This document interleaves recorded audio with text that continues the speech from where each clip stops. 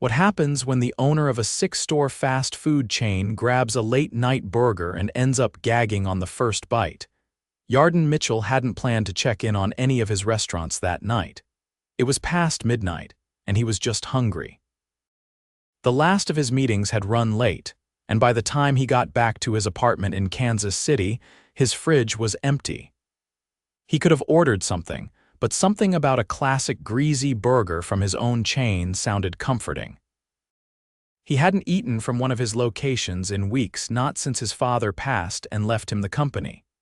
He threw on an old hoodie, a Royals cap, jeans, and pulled a pair of fake glasses from his drawer. The disguise wasn't about hiding from the public, it was just that none of the workers at the 6 locations had ever met him. His dad had always handled the day-to-day. Yarden had only recently stepped in, trying to learn the ropes. Most of the older managers didn't even know what he looked like. That gave him flexibility, something he'd been using more and more.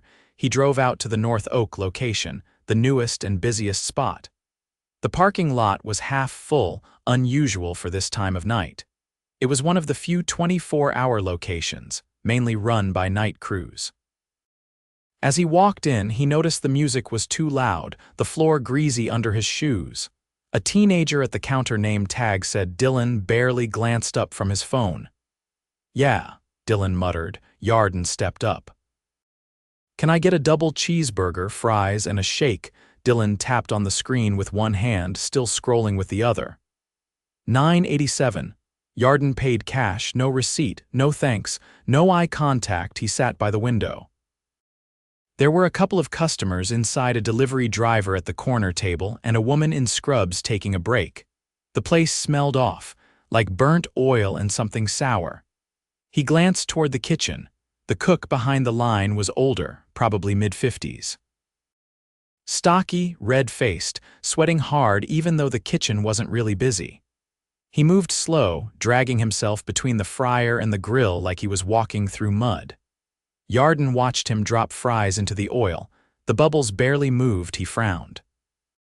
10 minutes later, Dylan slammed the tray on the counter. "Order up." Yarden took one bite of the burger and stopped chewing. The patty was dry, the cheese barely melted. The fries were worse, soggy, limp, and tasted like they'd been cooked in motor oil. He stood up, walked to the counter. "Hey, sorry, are these fries fresh?" Dylan didn't look up. "Yeah, they taste stale, and the oil smells burned." The cook heard that. He turned, didn't hide his annoyance. "It's oil. It's hot. What do you want it to smell like?" Yarden didn't respond. He walked closer to the counter, glanced at the fryers. The oil was dark, almost black. He leaned in a little. "How often do you change the oil?" The cook wiped his hands on his apron. "When it needs it." A second passed. Then Yarden said, "When was the last time you changed it?" The cook stared at him. "It's not your business. You want a refund or not?" Yarden exhaled, his jaw tight. "What's your name?" "Greg," the cook said, arms crossed now. "Why?" Yarden looked around. The delivery driver was watching. The woman in scrubs was shaking her head. He turned back. "Because I own this place." Greg laughed. "Yeah, right." Yarden pulled off his cap and glasses, then he reached into his wallet and took out his license. "My name's Yarden Mitchell. My father owned these restaurants. He passed 2 months ago. I'm the CEO now. And I just watched you drop fries into what looks like 10-day-old oil." Greg's face went pale. Dylan lowered his phone, eyes wide. Yarden didn't raise his voice. "You're serving food that could make people sick. And you're doing it with attitude like you're proud of it." Greg fumbled. "We've been short-staffed all week. We didn't get the oil delivery. I told the manager." Yarden nodded.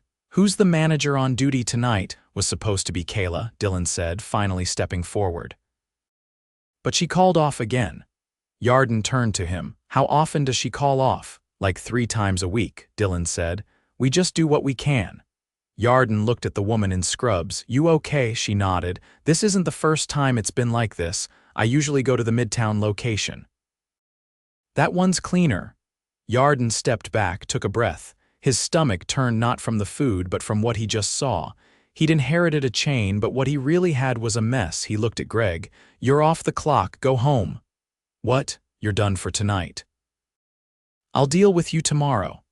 Greg threw his apron down, muttering under his breath, but he walked out. Yarden turned to Dylan. "You're staying?" Dylan nodded quickly. Yarden walked behind the counter. "We're closing early. Let's clean up this place.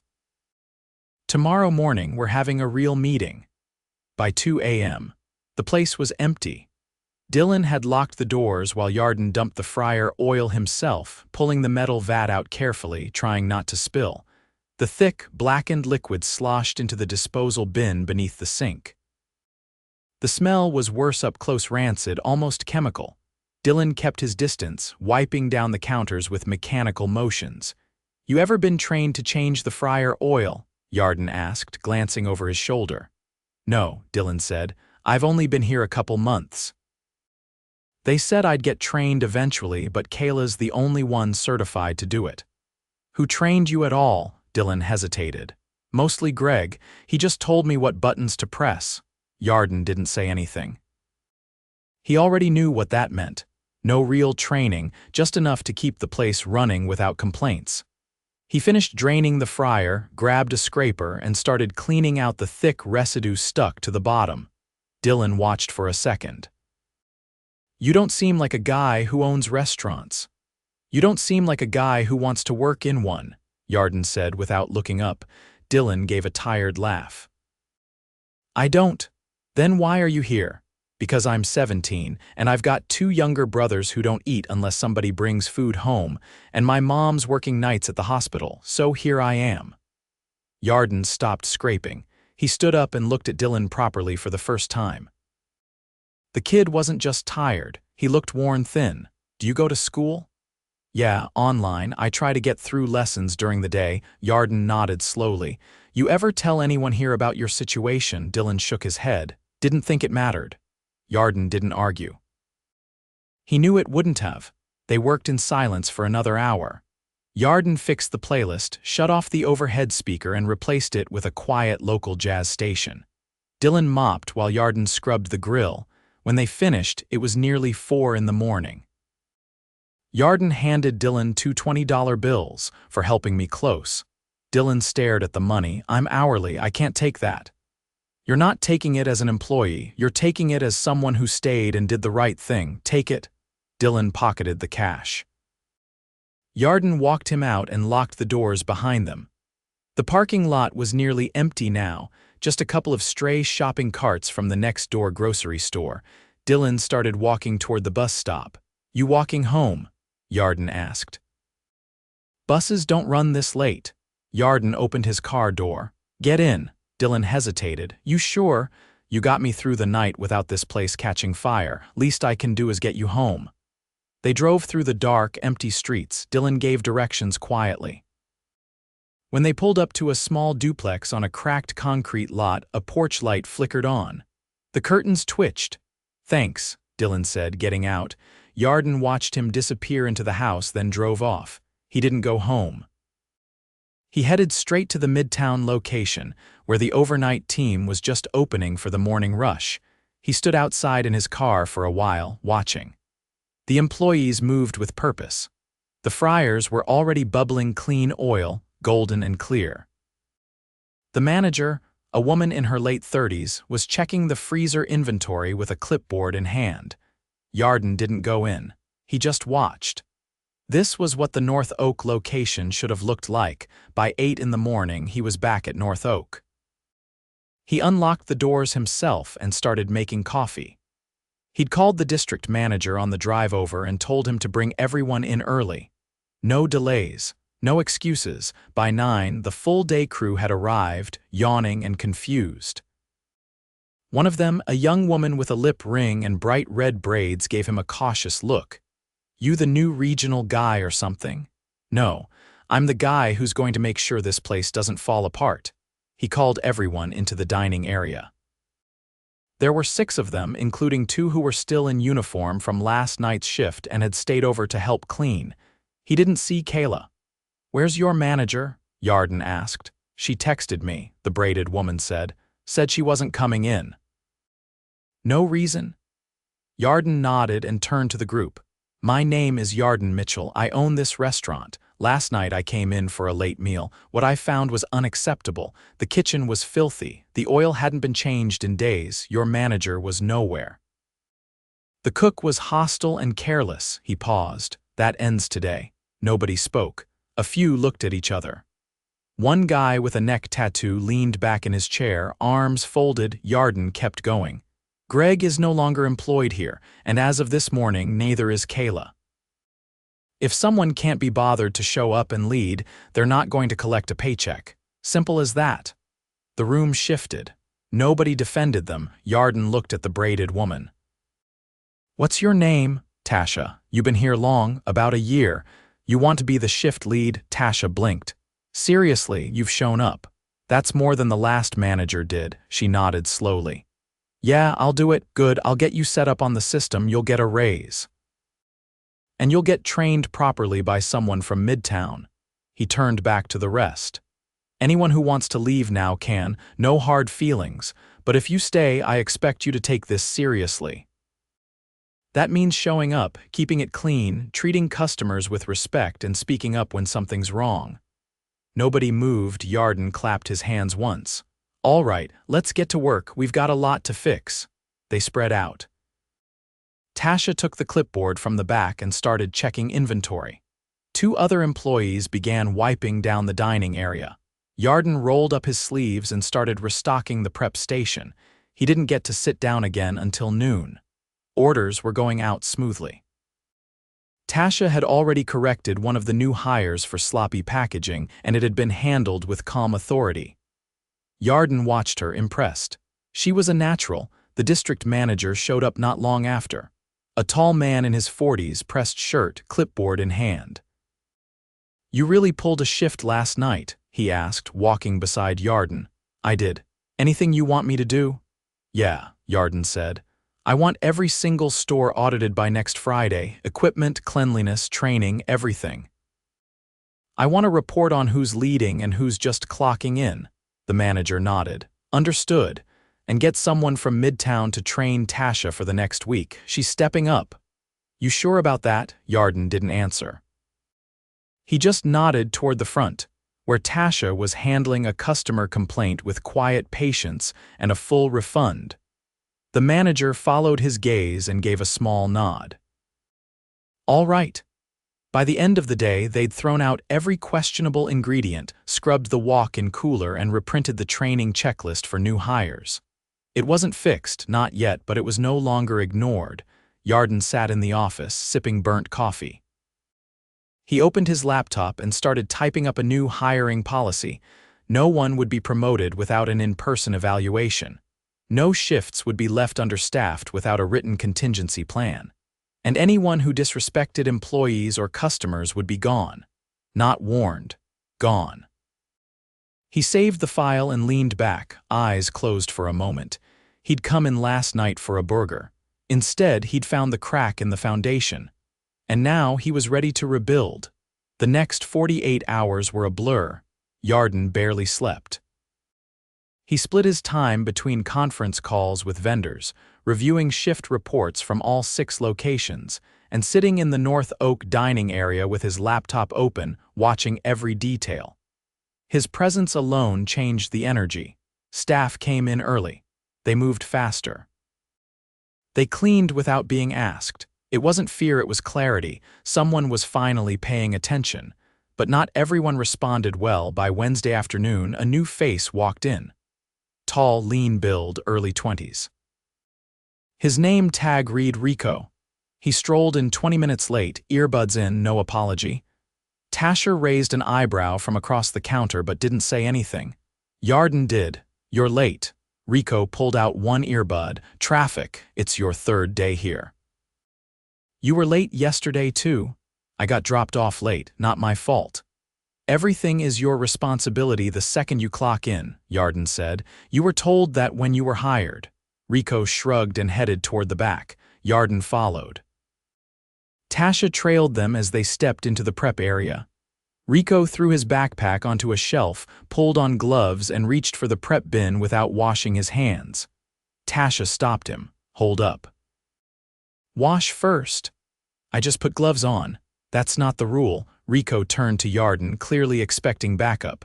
You really gonna ride me for being 5 minutes late and not washing when I got gloves on? Yarden didn't blink. You're off the clock. What? You're done. Take your stuff and go. You're firing me. Yes, for being late. No, for thinking the rules don't apply to you. That attitude is a liability. Rico laughed nervously.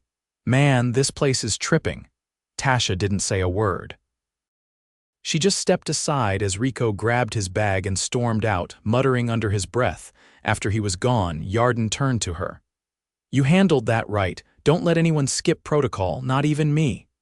Tasha nodded once. Thanks for backing it.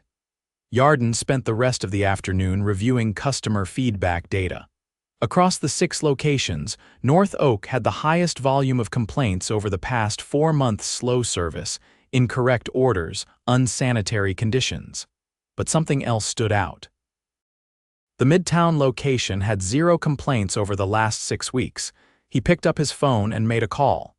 Hey, he said. Is Denise in? Denise was the general manager of Midtown. She'd been with the company since the second store opened, and she ran her team with surgical precision. She's walking the kitchen line, her assistant answered. Want me to grab her? Tell her I'm on my way. Yarden pulled into the Midtown lot 40 minutes later. The place was humming. Lines moved smoothly. Employees moved with speed and focus. The dining area smelled like fresh bread and clean tile, not grease and sweat. Denise met him just inside the kitchen. Late 40s, no-nonsense posture, clipboard in hand, apron spotless.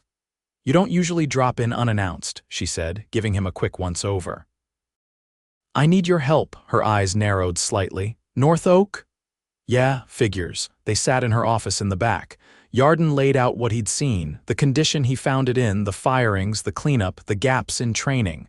What do you need from me? She asked. I want you to spend 2 weeks at North Oak, lead the first week of retraining, fix the gaps. I already run Midtown. I'll bring in a temp ops lead to handle your schedule here. You'd still check in, but your focus would be on mentoring Tasha and stabilizing that location. Denise crossed her arms. You want me to babysit? I want you to rebuild a broken store and make sure the next generation of leaders don't repeat what we let happen. She studied him a long moment. You're serious about this? I ate a bite of food that made me gag. I saw a working kid take more responsibility than the manager was willing to. I'm dead serious, Denise nodded once. Then I'll go. Thank you, she stood. I'll be there tomorrow morning. But I'm not pulling punches. I'm counting on that. Yarden left Midtown and drove straight back to North Oak. Tasha was still on shift, now helping the new hire Maria, a quiet woman in her 20s, navigate the sandwich station. They were behind on prep, and it was starting to show. We need a floater, Tasha said the moment she saw him. I know. I've got Maria on station, James on grill, and I'm bouncing between orders and drive-through. We're holding on, but it's not sustainable. I've got someone coming tomorrow, Yarden said. Veteran manager. She'll help you stabilize, Tasha nodded. Good, because if we can't plug these gaps, we're going to burn out. He stayed through closing that night. He didn't touch the fryers or the grill this time, he just observed. Every movement, every delay, every time someone hesitated or asked a question that should have been second nature. He took notes. At one point, Maria pulled him aside. Can I ask something? Of course. Why are you here so much? Yarden smiled faintly. Because if I'm not, this place gets treated like it doesn't matter. But it does, Maria nodded. It's just, no one's ever cared this much before. That's the problem, he said, and we're fixing it. The next morning, Denise arrived at exactly 6 o'clock, already in uniform. She didn't ask for a tour. She didn't ask for introductions. She walked the line, checked the freezer, and asked every person to make their station's first item of the day. Then she tasted each one. She gave no compliments, only corrections. Tasha stood beside her, absorbing everything. You want to lead? Denise asked her, not unkindly. I do. Then stop doing everything yourself, delegate, correct in real time, and don't let your standards slip just because someone's trying their best. Trying doesn't feed customers. Tasha nodded, jaw set. At 10:30, Yarden stepped into the back office to check messages. That's when he saw the alert. Kayla had attempted to access the scheduling system remotely. He froze. He walked out to the front, found Denise by the register. Kayla's trying to log into the schedule system. She still have access? Apparently. Denise didn't hesitate. Pull her credentials, now. Yarden texted IT. Within minutes, her access was revoked. He returned to the office and opened the employee feedback file. Tasha had compiled it overnight. He read through the logs. Complaints about Kayla showed a pattern: favoritism, last-minute schedule changes, leaving shift leads unsupported. One entry stood out from Dylan. He'd written a short note after his last shift. "I stayed because I saw what it could be. Please don't let it go back." Yarden leaned back in the chair, the words heavy in his chest. He stood, walked out to the front, and found Dylan prepping sauces. "Hey," Dylan looked up. "You free after your shift?" "Why?" "I want you to come with me to Midtown. There's someone I want you to meet." "Okay." That afternoon, they drove in silence. Dylan looked out the window, still in uniform. When they arrived, Yarden led him to the back office where Denise was reviewing inventory logs. "Denise," Yarden said, "this is Dylan." She looked up, studied him. "You're the one who stayed during the crash." Dylan nodded, surprised. Yarden spoke. "I want him shadowing here 2 days a week. I'll cover transport. He's still on shift at North Oak, but I want him to see what a top-tier store looks like." Denise looked at Dylan again. "Can you take criticism?" "Yes." "Can you take responsibility?" "I already do." "Then show up tomorrow, 7 sharp." When they left, Dylan was quiet. In the car, he finally spoke. "You really think I can run a place like that someday?" Yarden didn't answer right away. He kept his eyes on the road. "I think you already are. You just don't have the tools yet." Dylan looked back out the window, but this time his shoulders sat a little straighter. Back at North Oak, Denise was already building new systems, training rotations, prep checklists, and a mentorship track for long-term employees.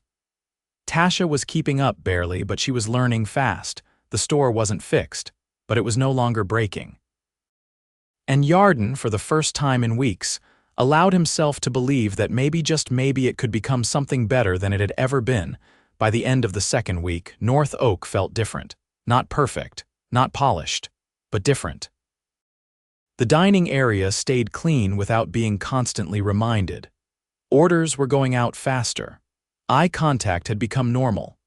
Tasha had taken over schedule adjustments, and Denise had started tapering her hours back to focus on coaching, not correcting. The staff wasn't just showing up anymore, they were showing up ready. Still, Yarden wasn't satisfied until he saw how it held without him standing in the room. So Friday afternoon, he quietly pulled Tasha aside. "You're running the store solo tomorrow," he said. "No Denise, no me. Just you and the crew." Tasha didn't flinch. "All right, you want to report after close?" "No," he said. "I want you to decide what's worth reporting. That's part of the job." She nodded once. That Saturday, Yarden stayed away. He didn't text, didn't call. He drove to the farthest location, one he hadn't visited since taking over. It was steady, but nothing special. He spent the day observing, taking notes on how average had become the baseline. Customers didn't complain, but they also didn't linger. The food was hot, but impersonal. He left with a quiet determination to raise the bar everywhere, not just patch holes. When he returned to North Oak Sunday morning, the first thing he saw was a laminated checklist taped behind the counter. Tasha's handwriting. 4 columns. Daily priorities, shift gaps, supply levels, and guest feedback.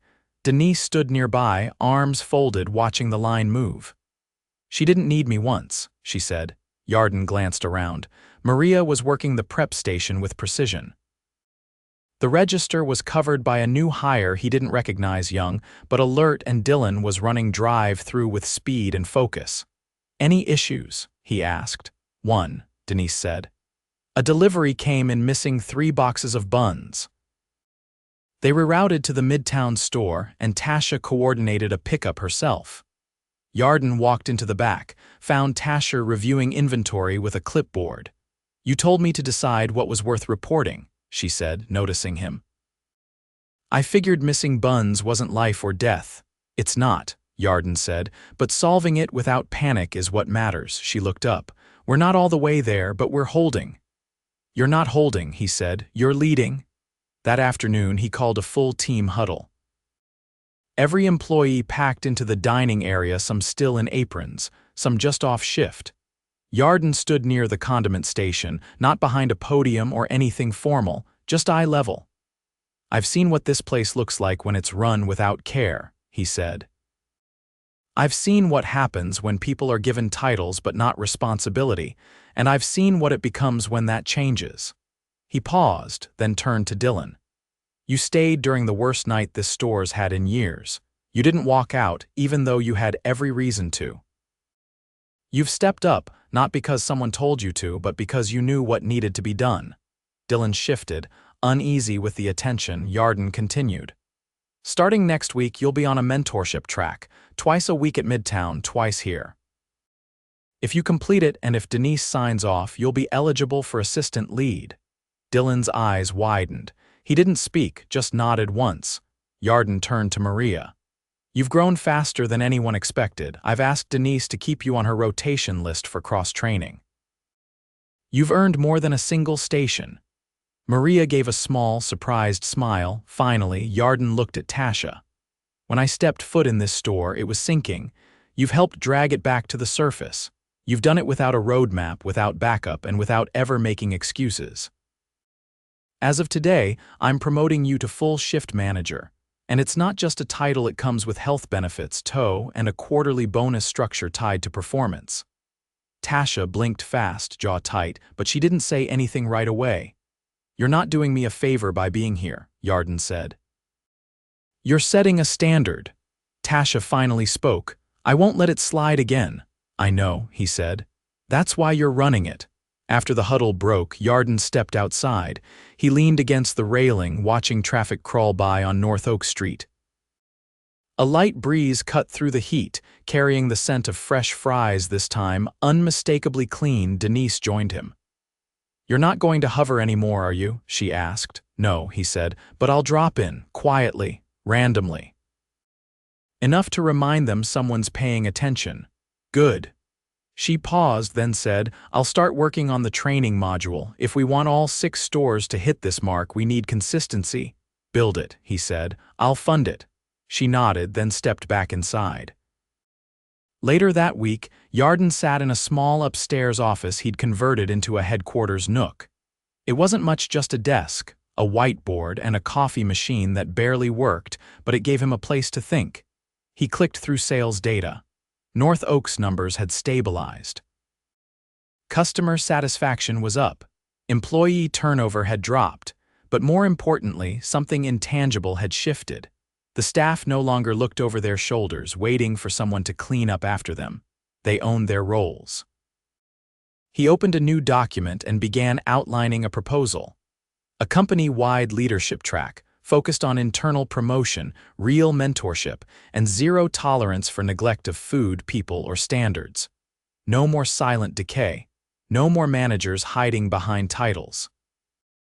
No more crews left to figure it out alone. As he finished the document, his phone buzzed an alert from the customer feedback portal. He clicked it. It was a message from a customer at North Oak. Came in late tonight after a long shift. The girl at the counter smiled like she meant it. Food was hot. Place looked sharp. Haven't seen it this good in years. Yarden leaned back, eyes on the ceiling, not perfect, but real, and real was the first step to great.